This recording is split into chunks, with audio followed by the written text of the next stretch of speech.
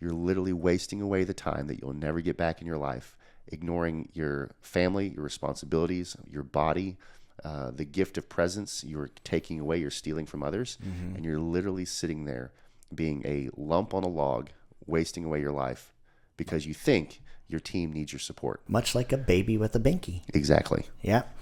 On that same vein, watching TV, Netflix binging, turning on the news, over consuming any type of media, just sitting there being a lump on a log.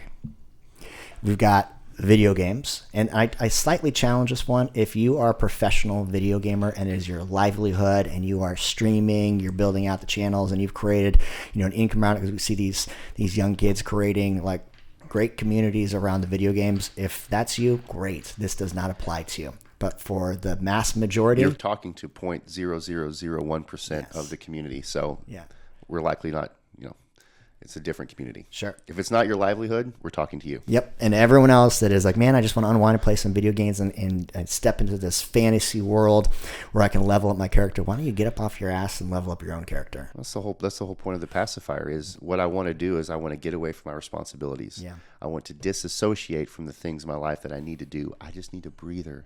I just need a break. No, you're being emotional. Mm-hmm. Baby. Own your stuff. Grow up. Mm-hmm. Go do something that's, regardless of how tired you are, no one feels sorry for you. Work harder. Yep. Amen. I love that. I've read this meme, a quote a handful of times, but a man matures and grows up when he realizes that no one else is coming to save him and no one else really cares about him.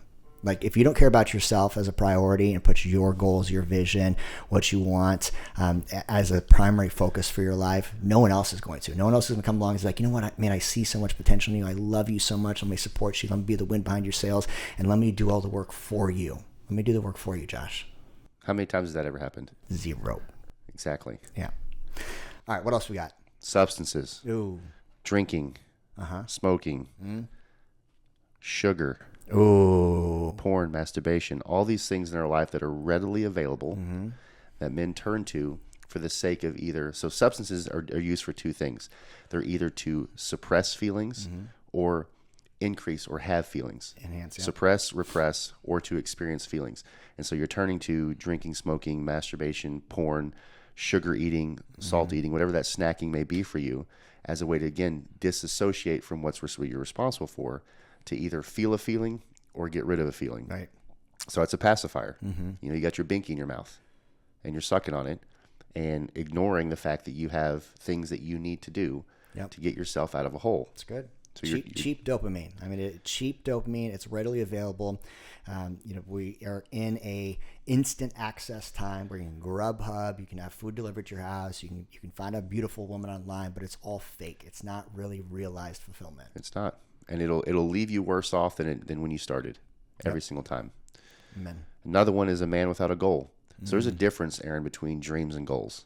I think as humans, we all have dreams, but until you specify what that is, have a vision attached to it, and then put action behind it, you've got nothing more than a dream. Yep. So most of the men that are dealing with these types of pacifiers in their life have dreams, but that dream doesn't mean enough for them to put action to it.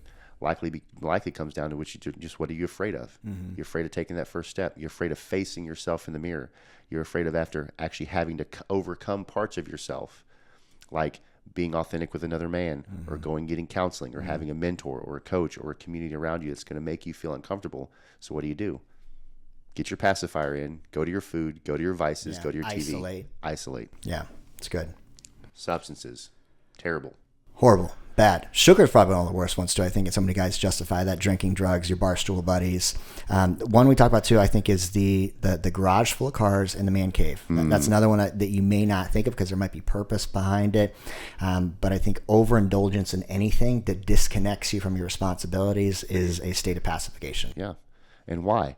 Because a man's number one need in life is respect. And when you're in your man cave, when you're away from your responsibilities, when you're not alongside your family, you are literally setting the responsibilities that you've been gifted to steward so that you can have some isolation, you can have some alone time to reset. Essentially, you're just going to go bask in your emotions. Good. Wimp. Exactly. the self-proclaimed workaholic is a form of pacification. Yeah. So you're in the domain that you're used to.